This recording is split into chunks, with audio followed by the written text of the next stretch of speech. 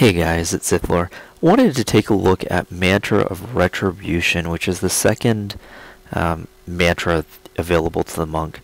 Now, the base skill is reflects damage for all intents and purposes. It reflects 40% of the melee damage sustained, although for 3 seconds it makes it so it's 80% damage reflected. Now, of the base mantras, this is by far the worst of them. But before you turn off the video and say there's no point of watching this, then there are some runes that make this relatively effective and potentially usable. Now again, I would not suggest anybody using the base skill. Now the way reflex damage works, and the reason that this is not effective is because of the fact that in Inferno the monsters have 1 million, and when you're dealing with elites it can be 4 or 5 million, and the only thing you're reflecting back is you're reflecting back the damage that you sustained. So if somebody's hitting you for 20,000 and you're reflecting 40% of the damage back, you're reflecting back 8,000 damage. Well, 8,000 damage when they have 5 million hit points is pointless. And so not only do you need to be hit for this skill to work, but it's basically dealing no damage whatsoever. So like I said, the base skill is completely pointless in my opinion. Let's take a look at some of the rune choices though. So the first rune choice is Retaliation. Now instead of being 40%, it increases it to 60%, but it will also reflect range damage. Again, completely pointless rune, because, oh, okay, great, somebody hit you for 20,000, you're now reflecting back 12,000 instead of 8,000. Still pointless. The other thing is, if you're using Serenity, because of the fact that this skill is only reflecting back damage you're taking, anything that absorbs damage is not being reflected back. So Transgression, this is one where there is actually a benefit associated with it. So you increase the attack speed for you and your allies by 8%. Now when you compare this, and when I will deal with Mantra of Conviction in a couple of days. So Mantra of Conviction increases your damage by 12%. So actually 24%, yeah, 12% for the base rune. Overall is 24%. So when you compare the difference between the attack speed of 8% and the damage of 12%, the damage is going to be much more sustainable. When this is beneficial is under 2 circumstances. First of all, it depends on the build that you're using. Most monks go with an attack speed build, and so there's lots of proc chances and things along that line associated with it. So the additional attack speed can and will help you on your proc chances because you're hitting more often. The other build is the build that I'm using, which is dealing with more powerful attacks and not concentrating on attack speed. And therefore, again, the attack speed isn't overly beneficial, but it definitely doesn't hurt you. The reason that I'm bringing this up and comparing it to Mantra of Conviction is if you have ranged characters in your party, so if you have a witch doctor, a wizard, or most importantly a demon hunter, Mantra of Conviction doesn't actually help that much, because for Mantra of Conviction to work, it doesn't increase the DPS or the damage your character does. It increases the damage taken by the enemies when they are in close proximity. And so, like I said, if you're a ranged character, Mantra of Conviction is not helping you whatsoever. Again, because we're dealing with the monk, you will be in melee range, but Transgression is a very powerful skill in a group setting. So anyways, just wanted to talk about that. There's nothing to show.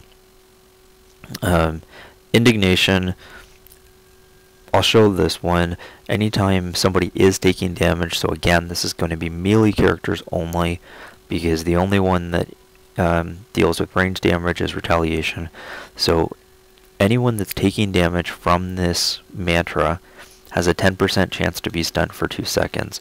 So again, I don't find this to be an overly powerful rune. The 2% stun chance is great, but again, anytime that you have to take damage for something to work, I just don't find it effective. I did not see a stun there.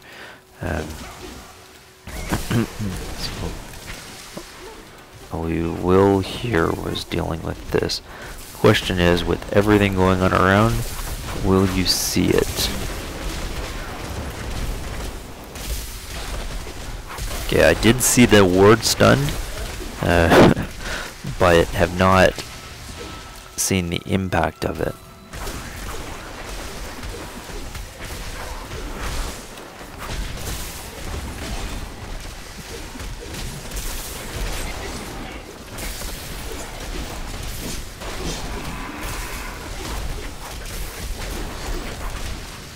Alright, I did not see that once.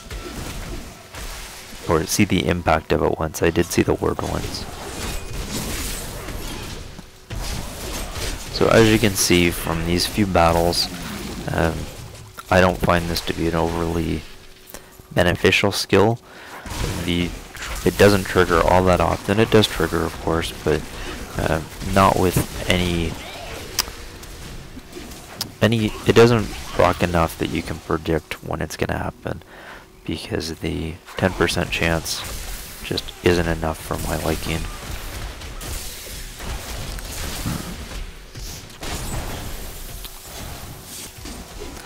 So once I deal with this pack, which is actually a very difficult pack, then we'll go back to town, switch things up a little bit.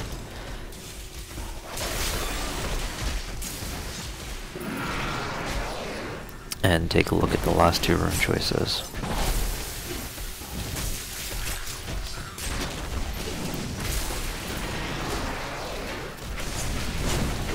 So again, with this skill, you're using it completely for the rune choice, not the base skill.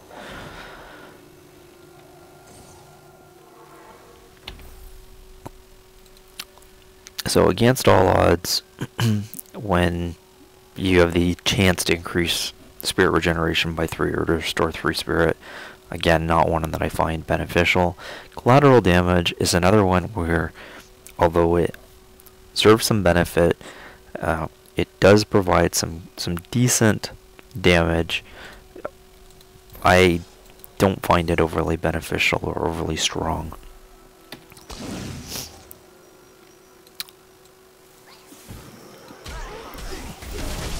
So basically how this skill works is when somebody hits you, there's a 30% chance that they'll get knocked back and take some weapon damage, and it's AoE weapon damage.